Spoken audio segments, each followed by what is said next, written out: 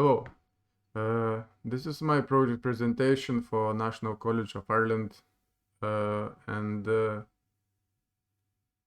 I've been working on this project for these couple of months, and today is the day when I'm ready to deliver this presentation. I'm going to explain you what I did and why. So first of all, I have a valid security guard license, and that was one of the reasons I decided to do home security system. And I really care about fundamental human needs, and I always try to help people. As a security guard, I was thinking about it, and um, on this AI course in the college, I really wanted to do something with computer vision and home security system. It was basically the best option for the learning outcomes, and for doing something useful and potentially good. If it hits the market and people like it, it can be a very good product. So there are many available products on the market. There are so many cameras, real-time detection systems, and there are softwares that can turn any webcam into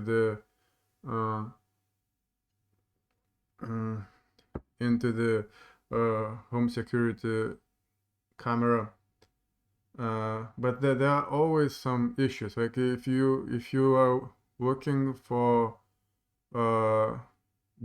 balance between quality and price, it's very hard to find it, and it usually requires a lot of research and testing and spending, and there's no such a product which would be on people's mind when they start thinking about home surveillance systems. Like if you think about web communications, people instantly think about Zoom or some instant messaging platforms, but there's no such a thing for the security companies. So the idea here is to fill that gap and to deliver something useful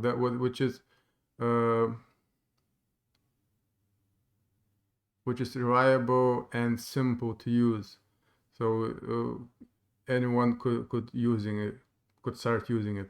So the fundamental the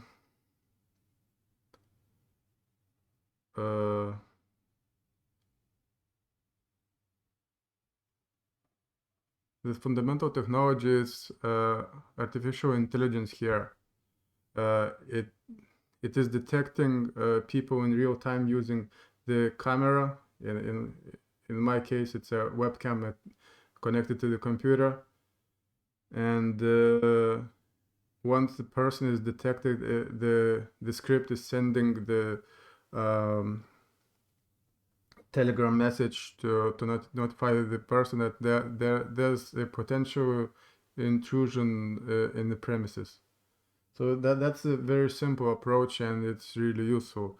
Once the person reads the alert, he or she can open the website, my Bastet.pro, and see the live footage from their home anywhere in the world where the internet connection is available.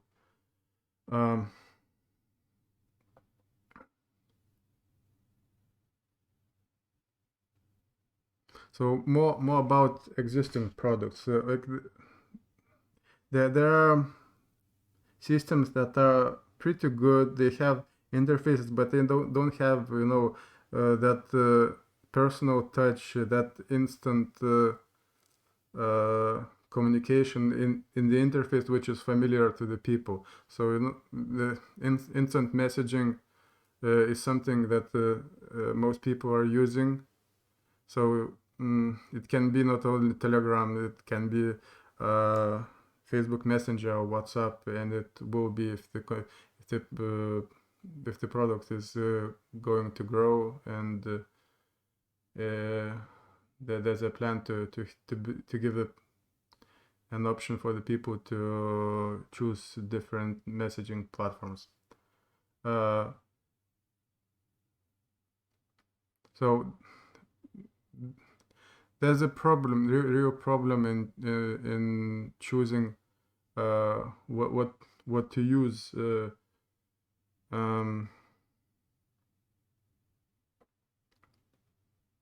For example, higher end products, they have inbuilt subscription fees for the cloud storage, so you will never be able to save any videos if you don't pay that subscription. And I want to eliminate that problem here, and it's just one of the features I implemented in the software. And also I created this entity Bastet. It sounds strange. It should be something like Bastet, I think, because it's a female goddess, Egyptian goddess, which inspired me to do these branding integrations into the project. From the marketing perspective, it's a very smart move, and it should help for the product. So I started building this software to hit this sweet spot and find the product market fit for the homeowners who are looking for some solutions. As I said earlier, the problem is that finding the surveillance system that suits your budget and suits your needs, it's a complex work, and there's an opportunity here to do something useful, easy to use, functional, and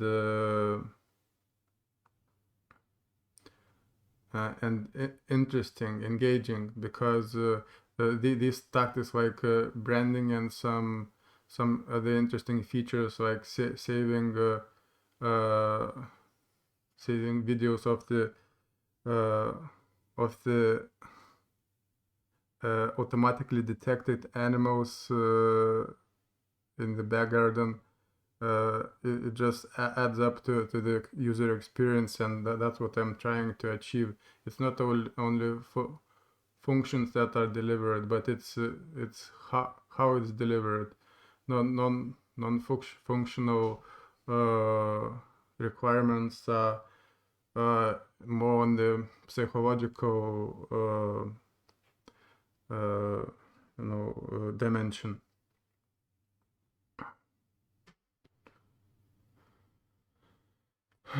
So when I think about potential customers, these are the homeowners who have progressive thinking. They live active lifestyles. They're not spending all the time at home. They are technology friendly people, and these most people are. I think in every generation we have more and more tech savvy people, and simplicity of the interface isn't that major factor that it used to be 20 years ago, but it still helps people to simplify their actions and when you don't have too much clutter on your screen, it always helps, and your eyes are not tired, your brain is not overloaded with the visuals and information, and that just helps. So trying to build the simple and user-friendly interface is the right choice in my opinion here. So there are so many different types of papers on similar topics. There are academic works about drone usage and real-time detection from drones, and using different peripherals, using SIM cards, and connecting hardware in different ways, using different protocols. I don't know, like Zigbee or Z-Wave, and there's different machine learning algorithms that are trying to solve object detection problems. Sorry, and one of them is YOLO. It's probably the best known object detection algorithm. It's the most effective.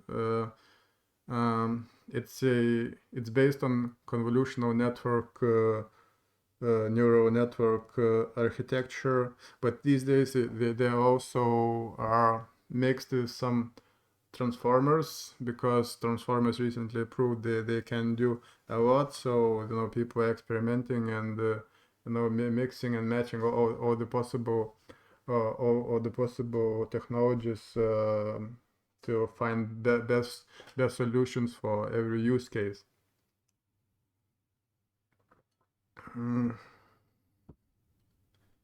So this field is very interesting and dynamic. That's the reason why we have so many fragments on the market, and we don't have a clear winner on the market. And the people really need the product that is that appeals to mass market, and that when people instantly recognize the brand, and you don't have to charge a lot for that. And so like if you bring the price down, and you give a good product, people are going to use it, to love it, because it's really solving problems in a very simple and effective way.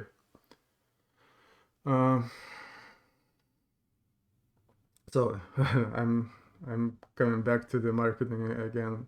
That's my background. That's probably the reason I'm doing this. But let's talk about technology. So I've used virtual environment. I created the Bastet virtual environment using Anaconda. It's a Python management system, basically.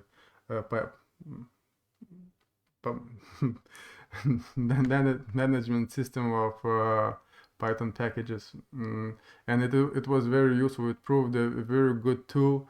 I didn't expect that it would be so useful. The base environment on the computer, it wasn't suitable. The Python version was wrong, and I had too many conflicting dependencies. So it was the only smart move to build another separate environment with Anaconda for the Python 3.8, because the latest version of Python didn't work because it was conflicting. Firstly, I think it was PyTorch, but TensorFlow was also demanding something different. So I had to lower the version of the Python. So talking about real-time object detection, the data set is probably the most important thing. And I've chosen Coco data set for this project because it's a very popular and widely used data set for benchmarking real-time object detection systems, and building new systems using for the training. So it's a very good data set to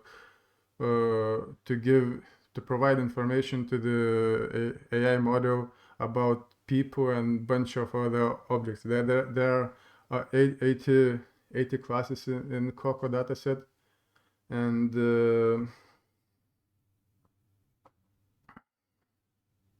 it is a very good dataset. Next, I've used YOLO version 8. That's the latest algorithm from Ultralytics, which is probably going to be state-of-the-art algorithm on code with papers. Currently, it's YOLO v6. But probably the only reason why it is so because YOLO v8 was released this year and it still doesn't have full documentation, and community didn't test it enough, and there's no academic work accumulated in that using this new algorithm. So YOLO v6 is still leading. I was considering to choose that one because it's stable and well known, but I took the risk, and I really enjoyed the choice. YOLO v8 is good. It has good balanced performance. It has pre-trained models for different tasks for like detection, segmentation, and each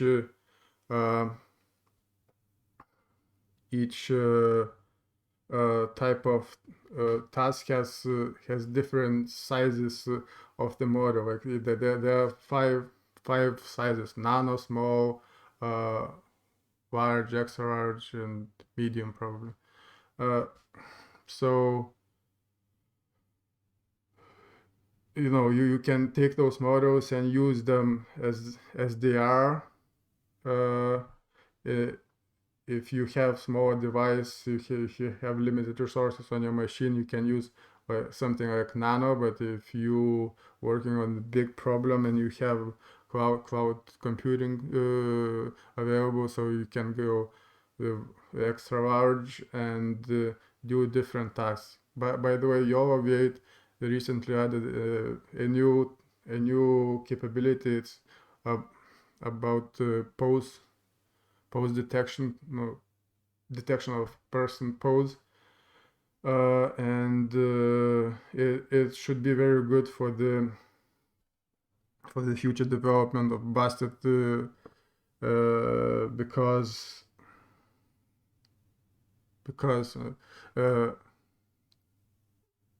intruder action should be predicted in advance to give better solutions to the user of the system, and it's pretty easy to do.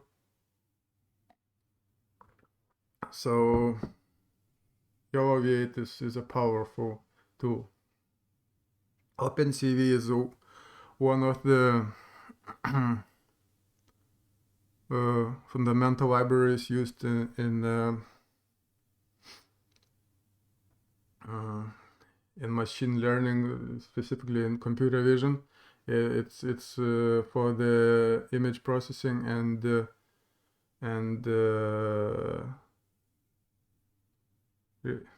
computer vision tasks like data preparation and stuff. TensorFlow was chosen to be the backbone of this architecture um, the, it's supposed to support YOLO V8 and extend the functionalities of YOLO V8 in sentiment analysis and action prediction tasks. But it wasn't implemented because I didn't have so much time for that, and it was basically moved from the scope for now. So requirements.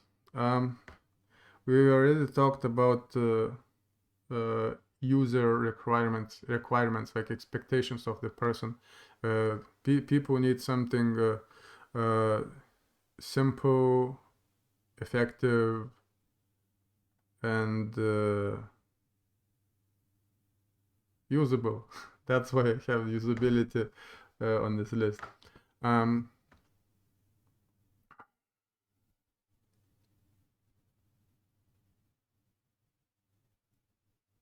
Users need effective solutions. Simplicity is the main feature of usability requirements, and functional requirements include such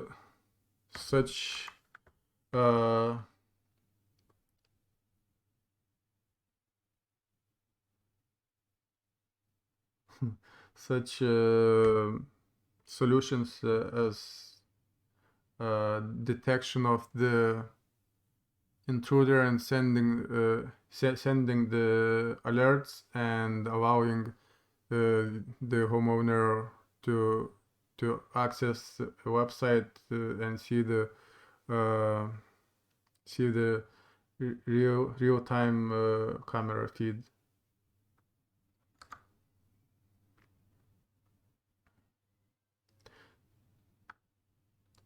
Data. Data protection, first of all, data protection is a very sensitive topic, and security product must consider all this carefully. Unfortunately, I wasn't able to do much about security because I was focusing on the core functionalities, and data was basically used for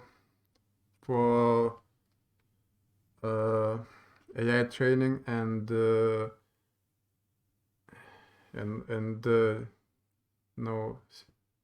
testing the live stream of the camera.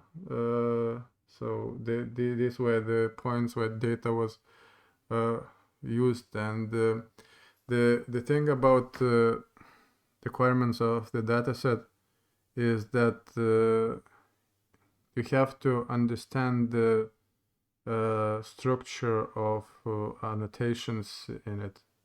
Otherwise, you won't be able to extract the right images and manipulate the data set and reshape it, augment it, and so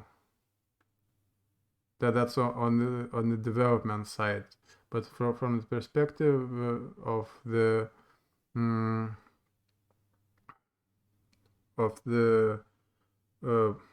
effective security product, that data usage is basically dependent on the security features. So once this product becomes available on the market, or at least for beta testing, so it has to be secure. P2P encryption must be available there, and strong login protection or user authentication. No HTTP connection, so only SSL certificates and HTTPS can be allowed for this kind of product. So Also, secure APIs like RESTful APIs is advisable, and that's why I chose Django with REST framework library. Um, REST framework library. No. Yeah. Anyways, I think I'm talking too slow, and I still have to cover a few things here. um, as you can see, I've listed the main modules of the code. The This is the the Python structure, and the main module is called main. It's logical. So this guy is controlling the process, the main process. It triggers other functions, and it uses detector to get live feed the prediction of the intrusion detection, and sends the chatbot alert to the user only on Telegram right now, instantly. So once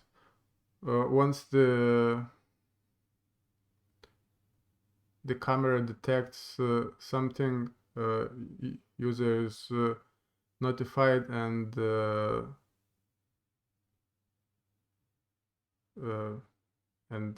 action can be taken against the intruders. And camera module is basically the simpler version of connection to the camera. Let's say that something wrong happens with the detector, so you can always establish the connection to the security camera using this camera module instead. That's like a plan B. Also, there's a chatbot functionality, which is triggered. It's more for the marketing purposes, to attract new people, to promote Bastet bot on Telegram, and just allow to interact people with the bot, and to gain some interest.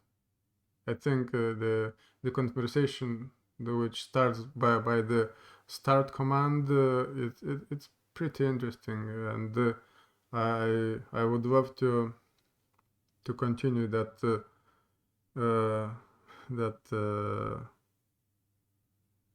that interesting process of chatbot development. So that's one of the ways I'm making this project more interesting, more appealing, and not boring. Boring is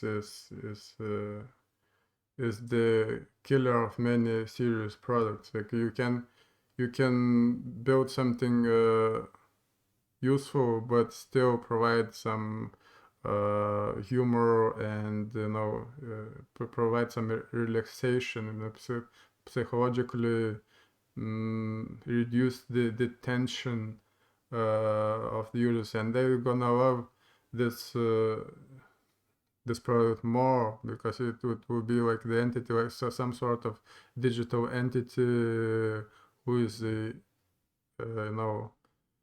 assistant, helper, supporter, and it's not completely code and calculated. It's more like a person. So there's also another important element of this system. It's a website on which you can watch live camera feed. there are also buttons to control certain elements of the interface. There are settings, and there will be possibility to connect more cameras if you have them. So here's the design of the system. Like if you want to see the entire view and understand how it all works, you can look here. So on the right we have the process view to showing the flow of events and decision making. It's pretty simple, logical, and I think that's the beauty of things. So when you are able to build something interesting and you know, dynamic. If you're able to grow infrastructure around this simple idea, it's very, very good, and that's what I'm trying to do here. So as you can see, the process is pretty simple. If you receive the alert, you decide what to take action or not. If you don't take action, the bot will save the Bastet AI will save the recording anyways, and you will be able to watch it later. So you just user-friendly solution, very simple and understandable for everyone, I think. On the left, we have the complete architecture of the source software, of all the technologies that are involved. Not everything is implemented right now, but the idea is over here, and I guess you have to understand the technologies to really appreciate these things. But I'll try to explain what's in here if not everyone understands. So let's start with the webcam at the top. So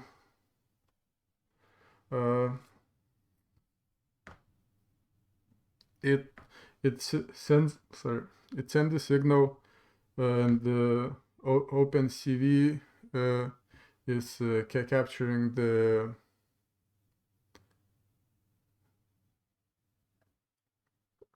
basically that the entire system, OpenCV, TensorFlow, and YOLO, they are working together to create a valid, actionable outcome if the problem is detected. So then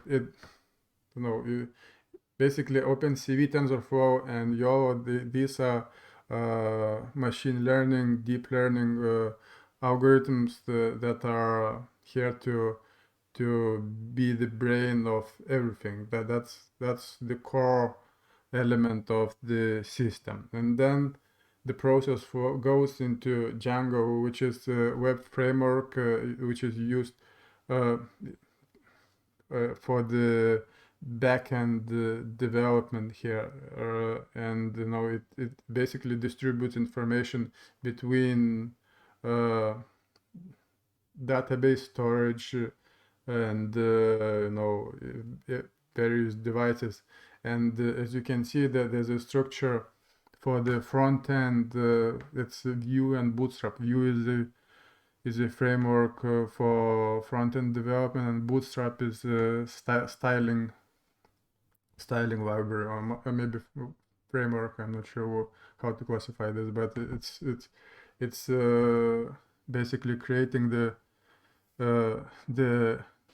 these are the tools to build the website, and communication between front end, which is Vue, and Django, which is backend. The communication between those two systems are going through RESTful APIs and WebSockets. WebSockets is for the bidirectional video communications,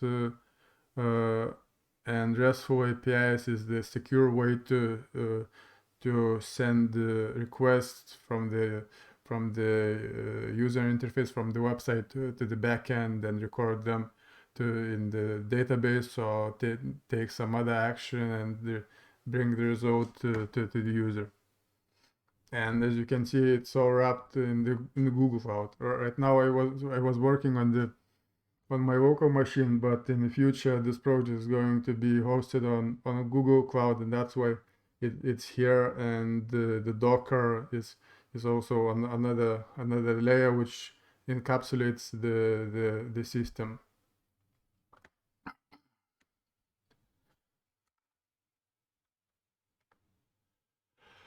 So evaluation,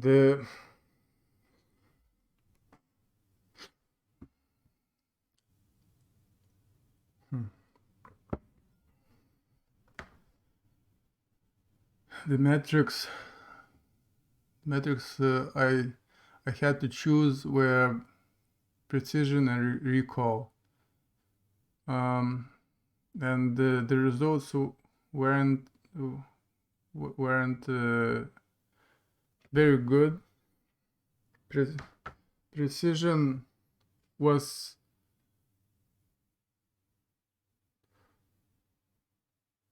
proving that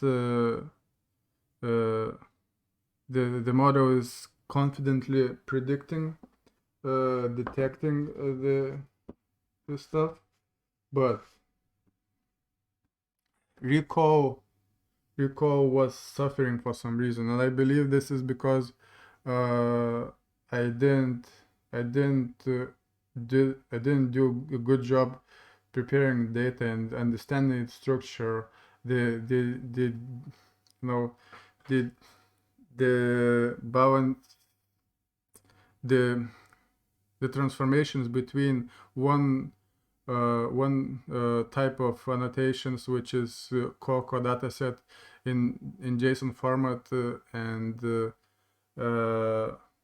and annotations in for YOLO, they are in text format, and they are much more simple. They have like 3 parameters: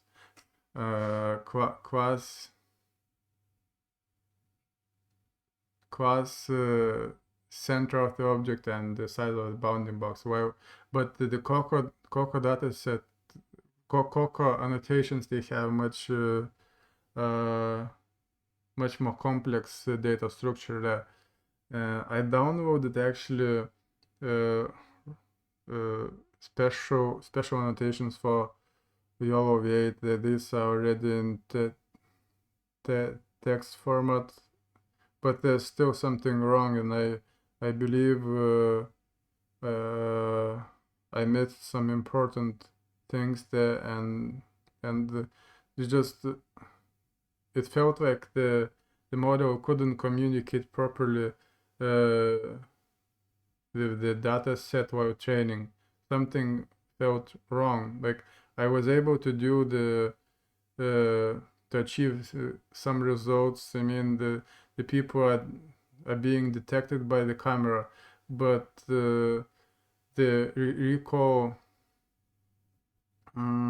metric shows that not every instance is detected. No, some of the objects are probably ignored, or maybe it might be or because of the missing annotations, missing labels. I'm not sure, but there's a problem. Like it's basically, I think it's overfitting. That the model is confident that it's doing the good job, but but the other metric, which is recall, shows that not all the data is processed properly. Not every data is considered, and that there's some sort of mismatch, and longer training might help. Transfer learning might also get, which kind of I tried to to train a model for 1 or 2 epochs, then to look at the results and tweak something, and then do another training session. But it didn't give good results as well. So I think I have to go back to the data science and work the data to prepare it better for the training. So I can receive no, not perfect, but close to perfect results next time. So I'm going to continue this work at some point.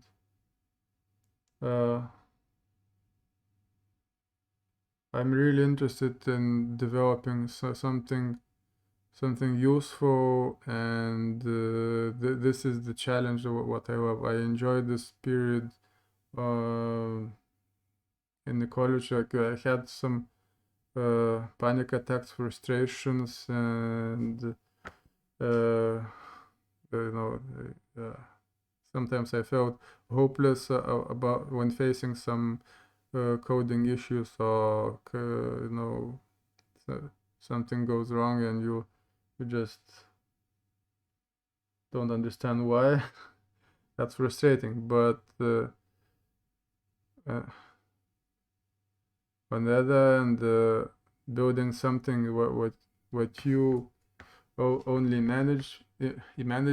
imagined a few years ago, building intelligent systems, that's inspiring, and I'm going to continue. So the other things like action prediction and the sentiment analysis of the intruder of the behavior of the intruder will be also interesting, and it just has to be done at some point. Thank you for watching. It was too long, but whatever. Sorry about that.